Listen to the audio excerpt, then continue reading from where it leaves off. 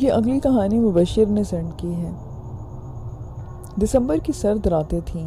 آج مجھے صبح سے کوئی سواری نہیں ملنے کی وجہ سے میں بہت پریشان تھا۔ میں نے سوچ کر ادھر ادھر گھومنا پھرنا شروع کر دیا کہ شاید کہیں مجھے سواری مل جائے، مگر رات کے قریب 12:30 کا وقت تھا۔ میں اپنے گھر سے بہت دور نکل آیا تھا، زیادہ تر نہیں تو 3 گھنٹے کا سفر تو تھا ہی، اور دھند ہر روز کی طرح اپنے عروج پر تھی۔ میں نے بھی تھکن محسوس کرنا شروع کر دی، اس لیے گھر جانے کا سوچا۔ میں نے گاڑی اپنے گھر کی طرف دوڑا دی۔ دھند اس قدر تیز تھی کہ مشکل سے میں گاڑی کی لائٹ کچھ فٹ دکھا سکتا تھا۔ ابھی میں تھوڑی ہی دور گیا تھا کہ میں نے محسوس کیا کہ اندھیرے میں کسی وجود نے مجھے رکنے کا اشارہ کیا ہے، مگر میں صرف شک میں تھا۔ اپنے شک کو یقین میں بدلنے کے لیے میں نے گاڑی کی بیک میں ایک خوشی کا اظہار ہوا، کیونکہ وہ کوئی عورت تھی جو کسی سواری کا انتظار کر رہی تھی۔ مجھے تھوڑا آگے تک جانا ہے، کیا آپ مجھے چھوڑ دیں گے؟ اس عورت نے خود کو مکمل طور پر لپیٹا ہوا تھا، یہاں تک کہ اس کا چہرہ بھی نظر نہیں آ رہا تھا۔ میں اس کی عورتوں والی آواز سن کر پرساریت سے چونکا۔ میں نے کہا کہ میں آپ کو آپ کی منزل تک چھوڑ دوں گا۔ یہ کہتے ہوئے میں نے اس عورت کے لیے گاڑی کا پچھلا ڈور کھول دیا اور وہ بھی جلدی سے گاڑی میں بیٹھ گئی۔ میں نے گاڑی کی سپیڈ بڑھا دی۔ میرے پورے راستے میں صرف ایک ہی جگہ آبادی آتی تھی، اور وہ بھی ایک ادھر ہاسٹل جو کہ راستے میں ہی بنایا گیا تھا۔ میں ابھی اسے بہت پیچھے تھا۔ چلتے ہوئے اچانک گاڑی نے ایک جھٹکا لیا اور میری بھی سانس اٹک گئی۔ شاید گاڑی کا ٹائر پنکچر ہو گیا تھا۔ تھوڑی دیر لگی کہ آپ ریلیکس ہو کر بیٹھے، میں نے گاڑی سے اترتے ہوئے اس عورت کو کہا، مگر نہ جواب ہاں میں تھا اور نہ نہ میں۔ میں بھی خاموشی سے اتر گیا۔ کچھ تو عجیب ہے، مگر کیا تھا؟ یہی سوچتے ہوئے میں نے گاڑی کا ٹائر بدلا۔ ایک ڈرائیور تھا، اس لیے یہ چیز مجھے آتی تھی۔ اسی دوران کچھ بھی عجیب نہیں ہوا۔ میں واپس آ کر گاڑی میں بیٹھا اور سفر شروع کر دیا۔ میں حیران تھا کہ ایک عورت، وہ بھی آدھی رات کو، اور کہاں اور کیسے۔ اس کی خاموشی کی وجہ میں سمجھ سکتا تھا کہ یہ شاید رات میں ایک مرد کے ساتھ وہ کمفرٹیبل فیل نہیں کر رہی۔ اب میں ہاسٹل کے سامنے سے گزر رہا تھا۔ فٹ پاتھ پر لگے ہوئے بڑے بڑے روشن دان اپنی روشنی سے دھند کو مات دینے کی کوشش کر رہے تھے، مگر روشنی اتنی ضرور تھی کہ سڑک دکھائی دے سکے۔ تبھی مجھے ایک ڈاکٹر دکھائی دی جس نے اپنا اوور آل پہنا ہوا تھا۔ میں نے شکر کیا کہ مجھے کوئی تو ملا۔ میری گاڑی سے قریب آتے ہی وہ بیک ڈور کھولتے ہوئے ڈاکٹر بولی، مگر اس سے پہلے کہ میں کچھ پوچھتا میں نے ڈاکٹر کی چیخ سنی، اور وہ جلدی سے گاڑی کے پیچھے بیٹھنے کے بجائے گاڑی کا اگلا دروازہ کھول کر میرے ساتھ بیٹھ گئی۔ مجھے حیرت ہوئی کہ ڈاکٹر کی حالت دیکھ کر اس نے آنکھیں بند کر لی اور جلدی جلدی منہ میں کچھ پڑھنے لگی۔ وہ صرف اپنے ہی نہیں، میرے اوپر بھی پڑھ کر پھونک رہی تھی۔ مجھے حیرت ہوئی اور ساتھ ہی دل میں ہنسی بھی آئی۔ خیر، میں نے سفر شروع کر دیا۔ ماما، مجھے بہت ڈر لگ رہا ہے، آپ پلیز مجھ سے کچھ دیر بات کر لیں۔ اس لڑکی نے، جو کہ پورے گھنٹے سے فون پر لگی ہوئی تھی، پھر سے ضد ہو کر التجا کی، مگر شاید اگلا بھی اس کی حرکت سے تنگ آ گیا تھا اور اس نے کال کٹ کر دی۔ میرا نام ڈاکٹر سائمہ ہے اور میں اس ہاسپٹل میں جاب کرتی ہوں، مگر آج مجبوراً مجھے ایک ڈاکٹر کی ریپلیسمنٹ تھی جو مجھے کرنا پڑی، اور اسی وجہ سے پہلی بار میں اتنا ڈر لگا کیونکہ میں کبھی اتنی رات کو باہر نہیں رہی۔ ڈاکٹر سائمہ نے اپنی کنڈیشن بتائی اور مجھے بھی اس کی گھبراہٹ کی یہی وجہ لگ رہی تھی۔ خیر، وہ بہت باتونی عورت تھی، اس بات کا اندازہ مجھے پہلے ہی ہو گیا تھا، اوپر سے وہ ڈری بھی بہت تھی۔ میری بھی اس سے اچھی خاصی باتیں ہوتی رہیں۔ اس دوران اس عورت کو میں نے نظروں میں رکھا جو کہ بدستور اپنے آپ کو لپیٹے بیٹھی تھی، مگر میں نے محسوس کیا کہ ڈاکٹر سائمہ پیچھے دیکھنے سے گھبرا رہی ہیں۔ رکو، مجھے بس یہیں اترنا ہے۔ میں نے گاڑی چلاتے ہوئے پھر سے اس عورت کی آواز سنی، مگر ہے کیا یہاں؟ تو دور دور تک آبادی کا نام و نشان تک نہیں ہے، بلکہ ایک بہت ہی پرانا اور بوسیدہ قبرستان تھا۔ وہ تو میں اس جگہ کو اچھی طرح جانتا تھا، وہاں کے کئی قصے مشہور تھے، لیکن آپ یہاں کیسے اور کیوں؟ اس سے پہلے کہ میں کچھ اور بولتا، میری آواز ہی اندر دب گئی۔ ڈاکٹر سائمہ کی گھبراہٹ کی وجہ سے مجھے اب سمجھ آ رہی تھی کہ وہ کیوں گھبرا رہی تھی۔ اس عورت کی ایک آنکھ غائب تھی اور دوسری آنکھ پر تو جیسے الو کی آنکھ رکھی ہو۔ میں کچھ بولتا اس سے پہلے اس عورت نے مجھے کچھ نوٹ پکڑائے اور قبرستان کے داخل ہو گئی۔ اس عورت کا پیچھا کرنے کا شوق میرے اندر بھی پیدا ہوا، کیونکہ مجھے پتا تھا کہ قبرستان کی 4 دیواروں سے بند ہے، صرف ایک دروازہ ہے جس سے وہ عورت اندر داخل ہوئی تھی۔ آپ یہ بھی نہیں کہہ سکتے کہ قبرستان سے دوسری طرف اس کا گھر ہوگا۔ آپ کہاں جا رہے ہیں؟ مجھے اترتا دیکھ کر ڈاکٹر سائمہ گھبرائی۔ آپ بالکل فکر نہ کریں، میں ابھی آتا ہوں، گاڑی کو لاک کر لیں، میں نے ڈاکٹر سائمہ کو کہا اور خود قبرستان کی طرف چل پڑا۔ خوف تو میرے اندر بھی بہت تھا، مگر اس عورت کے بارے میں جاننے کا تجسس بھی بہت تھا۔ دھند کی وجہ سے مجھے نظر بہت کم آ رہا تھا، مگر میں محسوس کر پا رہا تھا کہ ہر طرف قرآنی قبریں اور جانور ہیں۔ میں قبرستان کی ایک دیوار سے دوسری دیوار کی طرف گیا، مگر وہ عورت جانے کہاں غائب ہو چکی تھی۔ اب میں قبرستان کے بیچ میں کھڑا تھا اور اس عورت کا نام و نشان تک نہ تھا کہ اچانک میرے کندھے پر کسی نے ہاتھ رکھا اور میری چیخ نکل گئی، مگر وہ ایک عورت کی آواز تھی اور وہ بھی بہت اونچی۔ میں نے پیچھے مڑ کر دیکھا تو وہ ڈاکٹر سائمہ کھڑی رو رہی تھی۔ پلیز چلے یہاں سے، مجھے لے چلیں پلیز، میں آپ کے ہاتھ جوڑتی ہوں۔ ڈاکٹر سائمہ نے ہاتھ جوڑتے ہوئے یہ بات کہی۔ مگر آپ یہاں کیا کر رہی ہیں؟ میں نے حیرت سے ان کو کہا۔ مجھے گاڑی میں اکیلے ڈر لگ رہا تھا۔ ڈاکٹر سائمہ نے مجھے یہ بات بتائی، مگر اس سے پہلے کہ میں کچھ بولتا ایک قبر گڑگڑاہٹ سے پھٹی اور اس میں وہی عورت بیٹھی ہوئی تھی۔ وہ ہوا میں اونچی ہوئی، وہ اپنی ایک آنکھ سے ہمیں گھور رہی تھی۔ اس کے گرد اچانک آگ کا الاؤ بھڑکا اور کئی چیخیں آسمان سے باتیں کرنے لگی۔ ہم نے اس کا چلہ تباہ کر دیا تھا۔ مجھے سمجھنے میں ذرا بھی دیر نہیں لگی کہ وہ ایک جادوگرنی ہے جو کوئی چلہ کر رہی ہے۔ بس پھر کیا تھا، میں نے ڈاکٹر سائمہ کا ہاتھ پکڑا جو بس دیکھ کر میری جھولی میں گر کر بے ہوش ہو چکی تھی۔ میں نے انہیں اٹھایا اور بھاگ کر اس قبرستان سے باہر نکل آیا۔ میں حیران تھا کہ اس عورت نے ہمیں زندہ کیسے چھوڑ دیا، مگر اس رات کے بعد میں نے توبہ کر لی کہ کبھی بھی ایسی جگہ بھی نہیں جاؤں گا۔ وہ دن ہے اور آج کا دن میں نے کبھی دوبارہ سے ٹیکسی بھی نہیں چلائی، کیونکہ ڈاکٹر سائمہ نے ہی مجھے ایک ریفرنس سے ایک فیکٹری میں مینیجر کی جاب دلوا دی تھی۔ آج کی یہ جو سٹوری ہے یہ سہرش نے سینڈ کی ہے۔ میرا نام سہرش ہے اور آج میں آپ کو ایک سچا واقعہ آپ کے ساتھ شیئر کرنے لگی ہوں۔ میں پریگننٹ تھی، 7واں یا 8واں منتھ میرا چل رہا تھا۔ میں اپنے شوہر اور 2 چھوٹے بیٹوں کے ساتھ بائک پر ناروال سے ڈسکا اپنی امی کے گھر جا رہی تھی۔ سخت گرمی تھی، عید کا دوسرا دن تھا۔ جانے کا پلان بنا تو بس یوں ہی شوہر نے کہا کہ بائک پر چلتے ہیں، صبح فرسٹ ٹائم چلیں گے تو اتنی گرمی نہیں لگے گی۔ گھر سے نکلتے نکلتے تقریباً 11 بج گئے۔ اب بھری دوپہر ہو گئی، راستے میں لو چلنے لگی اور بچے پیاس سے بار بار بائک روکنے کا کہنے لگے۔ خیر پسرور سے آگے جا کر بن باجوہ سے کچھ آگے ہی آتے ہوں گے تو میرے ہسبینڈ نے ایک جگہ گنے کا رس دیکھ کر بائک روک لی۔ مجھے روڈ پر ایک سائڈ پر ایک درخت کے نیچے کھڑا کر کے بچوں کے ساتھ وہ گنے کا رس لینے روڈ کی دوسری جانب چلے گئے۔ میں اسی شہر میں پلی بڑی تھی تو مجھے درختوں کا اتنا علم نہیں تھا کہ کون سا درخت کیسا ہوتا ہے، حالانکہ میں گھر سے نکلتے ہوئے آیت الکرسی پڑھ کر نکلی تھی۔ پر وہاں کھڑے ہو کر درختوں کا جائزہ لیتے ہوئے مجھے کچھ عجیب سا محسوس ہوا کہ اس کے پتے چھوٹے تھے پر کچھ لمبے بھی تھے، جو بعد میں نے اپنے ہسبینڈ کو بتایا کہ وہ پھلیاں ہوتی ہیں نا۔ تو مجھے اس وقت درخت کو دیکھتے ہوئے عجیب سا خوف آنے لگا، میرے رونگٹے کھڑے ہونا شروع ہو گئے۔ میں نے فوراً سے پہلے آیت الکرسی پڑھنا شروع کر دی۔ اتنے میں وہ لوگ آ گئے، پھونک مار کر ہم نے گنے کا رس پیا، ہم نے گلاس واپس کیے اور ہم نکل پڑے۔ ڈسکا پہنچنے تک شام تک سب کچھ صحیح رہا۔ پھر رات ہوئی اور رات کو ہم روم میں چارپائی لگا کر سونے کے لیے لیٹ گئے۔ ایک پر میں اور چھوٹا بیٹا جو اس وقت 2 سال کا تھا، اور ایک چارپائی پر شوہر بڑے بیٹے کے ساتھ جو 5 سال کا تھا۔ رات تقریباً 11:30 بجے کا وقت ہوگا۔ تقریباً میری آنکھ کھلی تو اچانک سے کمرے میں اندھیرا تھا۔ میرا اٹیچ باتھ کی لائٹ جل رہی تھی جو کچھ روم میں بھی آ رہی تھی۔ میری لیفٹ پر سائڈ ٹیبل تھا۔ اچانک سے میں نے دیکھا کہ وہاں پر ایک گنجا آدمی جو مجھے گھور رہا تھا۔ میں ایک دم سے بہت ڈر گئی۔ میں نے دوبارہ دیکھا تو وہاں پہ کوئی بھی نہ تھا۔ میں نے دل ہی دل میں کچھ پڑھا اور دوبارہ سو گئی۔ اچانک 12 بجے میری دوبارہ آنکھ کھلی تو میں نے دیکھا کہ وہی گنجا آدمی میرے بیڈ کے بالکل اوپر مجھ پہ جھکا ہوا تھا، لیفٹ سائڈ پہ ہاتھ رکھ کے مجھے دیکھ رہا تھا۔ اس نے مجھے تقریباً گھیرا ہوا تھا۔ میں نے اپنے ہسبینڈ کو آوازیں دی مگر وہ نہ جاگے۔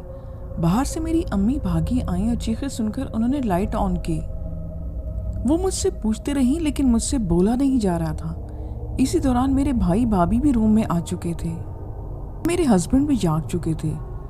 کچھ دیر کے بعد میں بولی کہ بس میں ڈر گئی ہوں۔ ابو نے پڑھ کر مجھ پہ پھونک ماری اور ساری رات مجھے نیند نہ آئی۔ اگلے دن بھی مجھے سونے سے ڈر لگ رہا تھا، اور جب میرے شوہر میرے پاس آتے تو مجھے برا لگنے لگتا۔ مجھے کوئی بھی فیلنگز نہیں آتی۔ میں شوہر سے اپنے بہت زیادہ پیار کرتی، لیکن مجھے سمجھ نہیں آ رہا تھا کہ ایسا میرے ساتھ کیوں ہو رہا ہے۔ کچھ دن تک میرے ساتھ یہی ہوتا رہا، مجھے ان کے لیے فیلنگز نہ آتی۔ پھر کسی نے کہا کہ آپ دم کروائیں، آپ پر کوئی ضرور اثر ہوا ہے۔ ہم ایک عامل کے پاس گئے اور ان کو سارا ماجرا بتایا۔ انہوں نے کہا کہ درختوں کے پاس سے آپ کے اوپر وہ جن چمٹا تھا۔ عامل بابا نے مجھے کچھ پڑھنے کو دیا اور ایک تعویذ میرے گلے میں باندھا۔ ان کے تعویذ سے کچھ دنوں کے بعد میری اب وہ کیفیت نہیں رہی، اور نہ ہی مجھے وہ دوبارہ سے جن نظر آیا۔ سیکنڈ سٹوری بھی انہی سبسکرائبر نے سینڈ کی ہے۔ یہ واقعہ میرے ساتھ 2015 میں نارووال میں ہوا۔ یہ بالکل سچا واقعہ ہے۔ یہ ان دنوں کی بات ہے جب میرے شوہر سعودیہ میں ہوتے تھے اور میں پاکستان واپس آ چکی تھی۔ میرا ایک بیٹا تھا جو اس وقت 9 یا 10 مہینے کا تھا۔ میں اپنے ان لاز کے ساتھ تھی اور روم میں الگ سوتی تھی۔ میں اندر سے دروازہ لاک کر کے سوتی تھی۔ ان دنوں بہت زیادہ لوڈ شیڈنگ تھی۔ رات 8 بجے سے 10 بجے تک لائٹ ہی نہیں ہوتی تھی۔ میں اپنے روم میں ٹارچ جلا کر اور چارجنگ فین چلا کر ہی سو جاتی۔ تو ہوا کچھ یوں کہ ایک رات میں اپنے بیٹے کے ساتھ ایسے ہی سو رہی تھی۔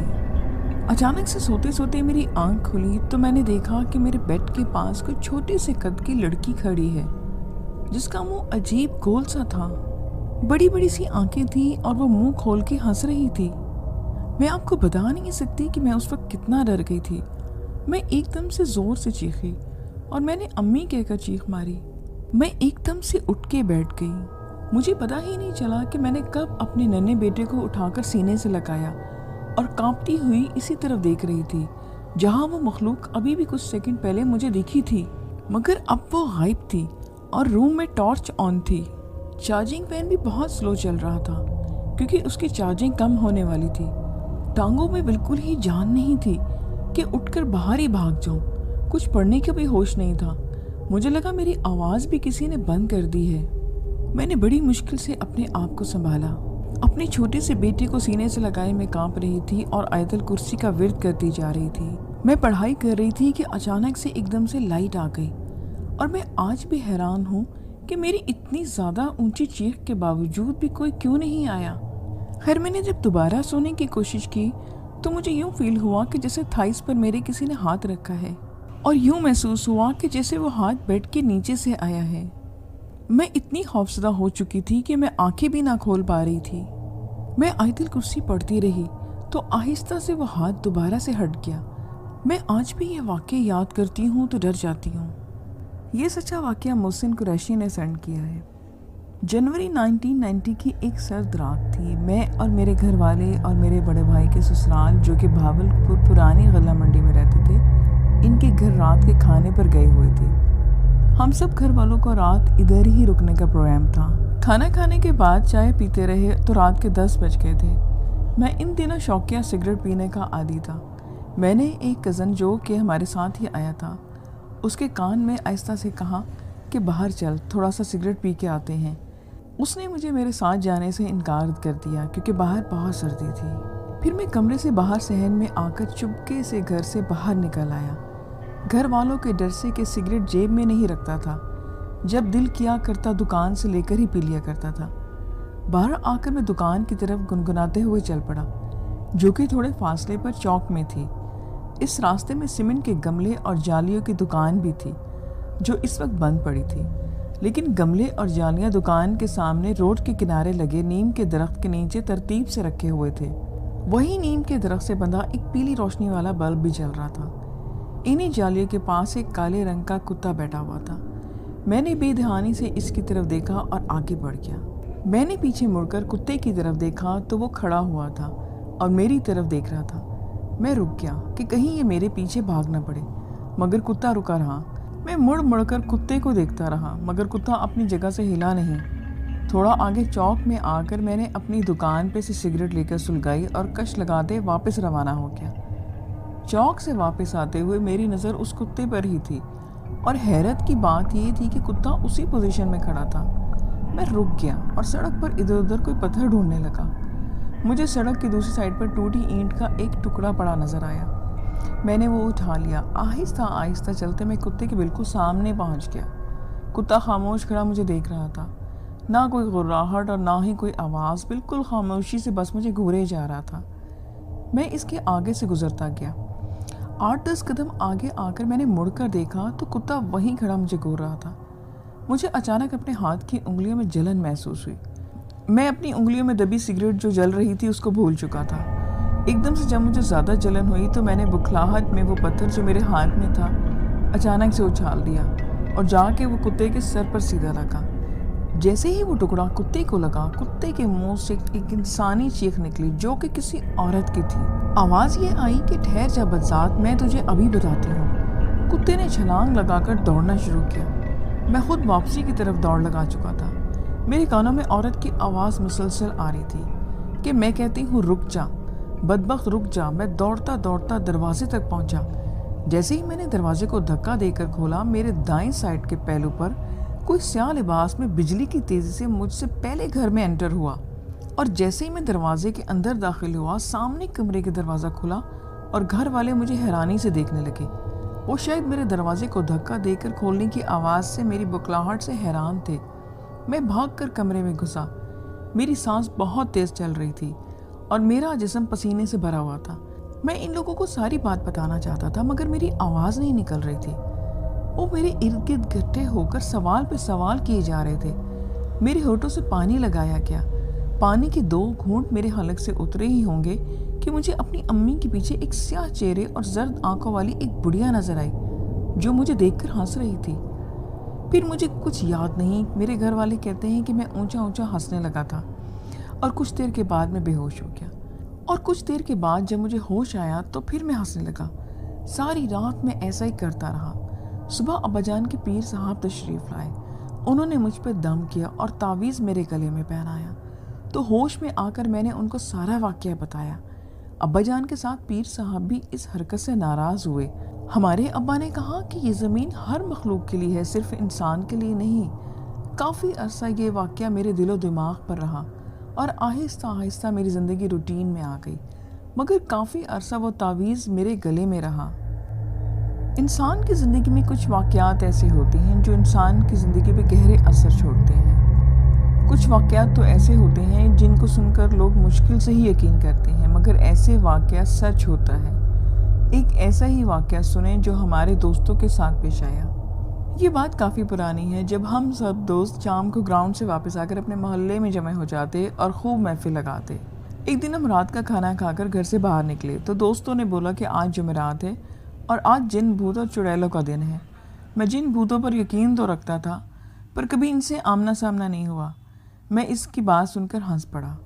اس نے میری طرف غصے سے دیکھا اور بولا کہ وہ جو گاؤں سے باہر کھیتوں میں جامن کا درخت ہے، آج اس پر جن بھوت آئیں گے۔ اگر نہیں یقین تو تم ہمارے ساتھ چلو اور دیکھ لو۔ ہم سب نے حامی بھر لی اور اس کے ساتھ چلنے کو تیار ہو گئے۔ میں اس دوست کا نام بتاتا چلوں۔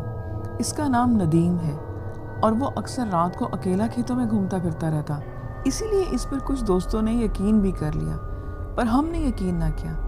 ہم 5 دوست تھے جن کے نام عابد، ناصر، ساجد اور مدثر اور ندیم تھے۔ جیسے ہی عشاء کی اذان ہوئی تو ہم سب مل کر ایک ساتھ کھیتوں کی طرف چل پڑے۔ ہمارا ارادہ آج جن بھوت دیکھنے کا تھا۔ رات کافی گہری ہو گئی تھی تو ڈر بھی لگ رہا تھا۔ ابھی ہمیں چلتے ہوئے 10 سے 15 منٹ ہی گزرے تھے کہ ایک کھیت سے بکری کے چھوٹے بچے کے بولنے کی آواز آئی۔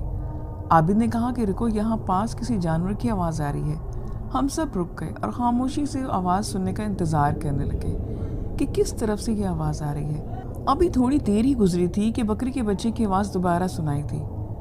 ہمارا دوست ندیم بولا کہ آواز اس طرف سے آ رہی ہے جو 4 کھیت چھوڑ کر ہے۔ وہ کھیت ہربن کا تھا اور آواز وہاں سے آ رہی تھی۔ سردیوں کے دن تھے اور ان دنوں برسن عام ہوتا ہے۔ سب دوست اس طرف چل پڑے تو ناصر نے کہا کہ چھوڑو یار، جو بھی ہے ہمیں کیا لینا دینا، ہم اپنے کام پر جا رہے ہیں اور اسی طرف چلو۔ پر کوئی نہ مانا اور برسن کے کھیت کی طرف بڑھنے لگے۔ وہاں جا کر دیکھا تو ایک چھوٹا سا بکری کا بچہ وہاں کھیت میں بیٹھا ہوا تھا۔ ہم میں سے کوئی بھی کچھ بولتا اس سے پہلے وہ ندیم نے کہا کہ لگتا ہے یہاں بکریاں چرانے جو آتے ہیں وہ ان کا بچہ رہ گیا ہے، اس کو اٹھا لو، صبح پتہ نہیں واپس کر دیں گے۔ سب نے اس کی بات سے ایگری کیا اور ایسا ہی کیا۔ اس کو ہم نے اٹھا لیا اور اپنی منزل کی طرف چلنے لگے۔ اب رات کافی گہری ہو گئی تھی اور ہمارے ڈر میں بھی اضافہ ہوتا جا رہا تھا، کیونکہ کھیتوں میں طرح طرح کے جانوروں کی آوازیں آ رہی تھیں۔ مدثر نے کہا کہ یار ہم واپس جانا چاہیے، آگے بہت خطرہ ہے۔ تو سب اس پر ہنسنے لگے اور اس کو ڈرپوک بولنے لگے۔ خیر وہ خاموشی سے ان کے ساتھ چلتا رہا۔ پھر راستے میں ہمیں سیٹی کی آواز آنا شروع ہو گئی۔ سب رک گئے اور ایک دوسرے کو دیکھنے لگے۔ ڈر سب کے چہرے سے واضح نظر آ رہا تھا، پر کوئی بھی یہ نہیں چاہتا تھا کہ ہم واپس جائیں۔ تو اللہ کا نام لے کر اس جامن کے درخت کی طرف ہم بڑھنے لگے۔ ابھی تھوڑی ہی دیر گزری تھی کہ ہمیں چلتے ہوئے سامنے سے وہ درخت نظر آ گیا۔ ہم سب دوست اس طرح سے تھوڑا دور ہٹ کر بیٹھ گئے۔ سب سے پہلے مدثر بولا کہ اس بکری کے گلے میں کوئی رسی وغیرہ ڈال دو تاکہ یہ کہیں ادھر ادھر نہ ہو جائے۔ سب دوست رسی ڈھونڈنے لگے اور جلدی سے ایک چھوٹی سی رسی مل گئی۔ اس کو ہم نے اس کے گلے میں ڈالا اور رسی ناصر کو پکڑا دی۔ سب کی نظریں اس درخت پر جمی ہوئی تھی۔ 10-15 منٹ ہی گزرے تھے کہ اس جامن کے درخت کے اوپر سے ایک باریک سی لال رنگ کی لائٹ نظر آئی۔ وہ لائٹ اتنی باریک تھی اور اتنی تیز تھی کہ میں بتانا مشکل ہے۔ وہ لائٹ کبھی درخت پر جاتی اور کبھی درخت سے نیچے آتی۔ ہمارا خوف کے مارے برا حال تھا اور ساتھ ہی پراسرار آوازیں آنا شروع ہو گئی۔ ہم سب نے اونچی آواز میں ورد پڑھنا شروع کر دیا۔ کچھ دوست تو وہاں سے بھاگنے کے لیے تیار تھے۔ ہم نے روک رکھا تھا سب کو۔ پھر سب نے ہی محسوس کیا کہ لائٹ اب ہماری طرف بڑھ رہی ہے، اور سب نے یہ منظر دیکھا تو وہاں سے بھاگنے میں ہی بہتری سمجھی، اور اتنی سپیڈ سے سب وہاں سے الٹے پاؤں بھاگے کہ ہمیں اپنا ہوش نہیں رہا۔ مگر ہمارے پیچھے اتنی خوفناک آوازیں آ رہی تھیں جو بہت بلند تھی۔ بس یہی محسوس ہو رہا تھا کہ جیسے وہ بالکل ہمارے پاس ہی ہیں اور کسی بھی لمحے ہم کو نقصان پہنچا سکتی ہیں۔ مگر ہم نے ہمت نہ آری اور بھاگتے رہے۔ ہم ورد کرتے رہے اور واپس گاؤں آ کر ہی ہم نے سانس لیا۔ اب جب ہم گاؤں کی حدود میں پہنچ گئے تو مدثر نے ناصر کی طرف دیکھا اور پوچھا کہ آپ کے پاس بکری کا بچہ تھا، وہ کہاں چھوڑا ہے؟ اس نے ہاتھ کی طرف دیکھا تو اس کے ہاتھ میں صرف رسی تھی۔ اس نے بولا کہ جب ہم وہاں سے بھاگ رہے تھے تو یہ صرف رسی رہ گئی تھی، بکری کا بچہ کدھر گیا اس کو کچھ معلوم نہیں۔ جب وہاں سے واپس دوڑے تو وہ بکری کا بچہ ہمارے ساتھ نہیں تھا، صرف رسی ہی تھی۔ کیا یہ سچ میں بکری کا بچہ تھا یا کوئی اور مخلوق تھی؟ سب دوستوں نے کہا کہ جو بھی تھا ہم صبح وہاں جا کر ضرور دیکھیں گے۔ اور جب صبح ہوئی تو ہمارے دوست وہاں جانے کو تیار نہیں تھے، صرف ندیم اور مدثر جانے کے لیے راضی تھے۔ وہ دونوں کھیتوں میں گئے اور اس جگہ گئے تو انہوں نے وہاں بکری کے بچے کو مرا ہوا پایا، جو جامن کے درخت کے بالکل قریب ہی پڑا تھا۔ اس کے صرف ہڈیاں ہی ہڈیاں نظر آ رہی تھی۔ اس بکری کے بچے پر گوشت نام کی کوئی چیز نہیں تھی۔ وہ دونوں سمجھ چکے تھے کہ رات کو جو کچھ بھی ہوا وہ ان کا وہم نہیں تھا۔ اس درخت پر واقعی کچھ ایسا تھا جو ندیم نے کہا تھا۔ اور اس کے بعد وہ لوگ واپس آ گئے اور رات کو انہوں نے کبھی جانے کی دوبارہ سے ہمت نہ کی۔